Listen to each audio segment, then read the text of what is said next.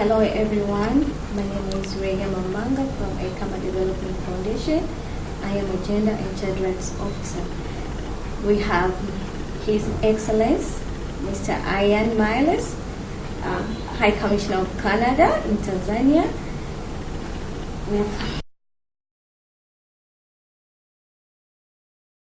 We are about to mark the Universal Children's Rights Day on 20th of November. That is going to be on Monday. For him to explain a little bit about the event and the mission and what they are about to achieve from this event in Tanzania. Thank you. Yes, His Excellency. Can you briefly tell us about yourself and your role as a High Commissioner of Canada in Tanzania and about leadership that we are going to... So my name is Ian Miles. I'm the High Commissioner for Canada here in town. One of my jobs is to help support Canada's priority policies and objectives in international development and in foreign policy.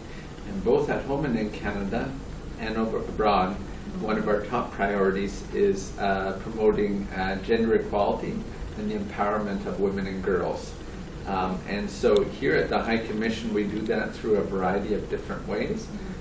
One is through advocacy activities, such as promoting the campaign that at how our development assistance is managed.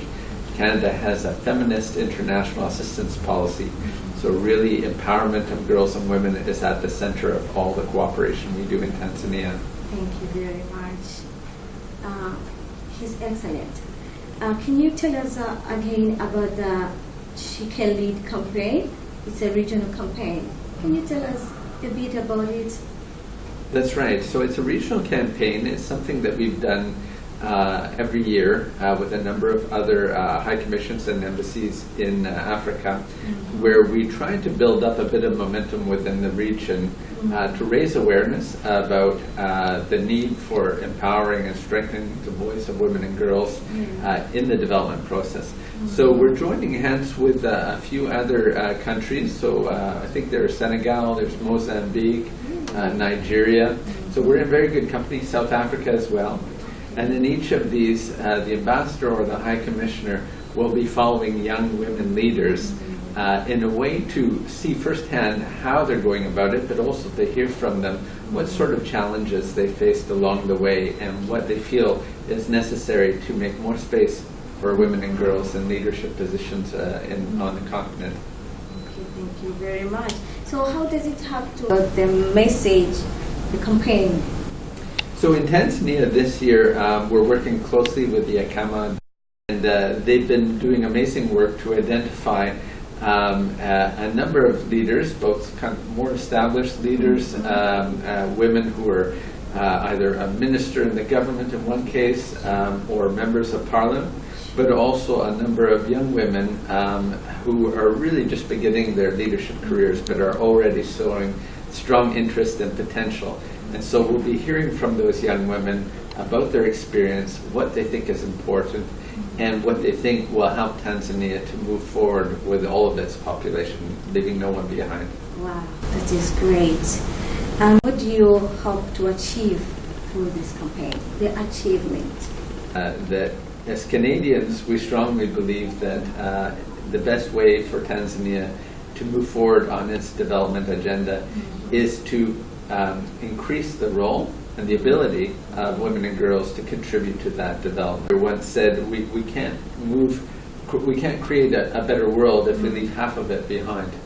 And so in that sense, we think there's a lot of scope to improve the situation of women and girls, making sure that they have a safe childhood, that they're protected from gender-based violence, that they have access to key services in health and education, and also that they're encouraged to take up important roles in public office, entrepreneurs, leadership in the private sector.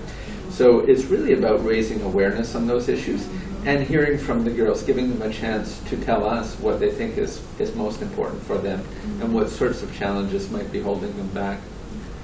I've been hearing a lot about girls and women. So why did you focus on girls and women? Well, if we look around us in Canada and here in Tanzania, we see that women and girls still often don't have the same opportunities and often face additional challenges compared to boys and men. And in that sense, we think it's important to acknowledge those additional challenges and work together to find solutions. So it's certainly something that we feel should be done by everyone, and boys and men have an important role to help solve these problems. But we do think that it merits special attention, and we do feel that if we make progress in this area, the whole of society will benefit. It's not just about improving the situation of women and girls, it's how do we tap into the tremendous power, creativity, and leadership of women and girls to help move the whole country forward in terms of... What will you say are the key factors in promoting the leadership of young women? The key factors?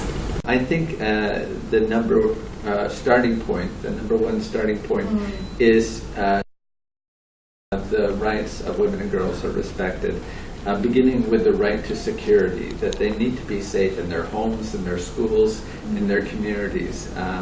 There's still a lot of gender-based violence in all of those areas, and I think that's a number one starting point.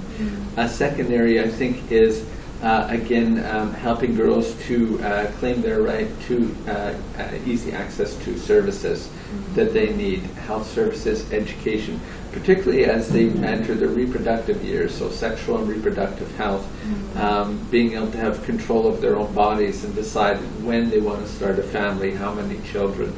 To decide as well when to get married, and we recognize that in some parts of Tanzania a lot of girls are getting married far too early and beginning families before they're ready to, and that this is impeding their opportunities, and that they're not as able to get out of poverty or to make the most of their potential.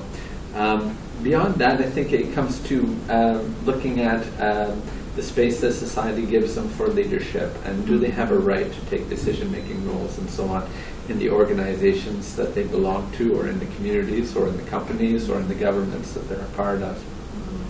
I think the more young women who are empowered, who are able to take leadership roles, the easier it becomes for the next generation and the women around them. They take inspiration from each other.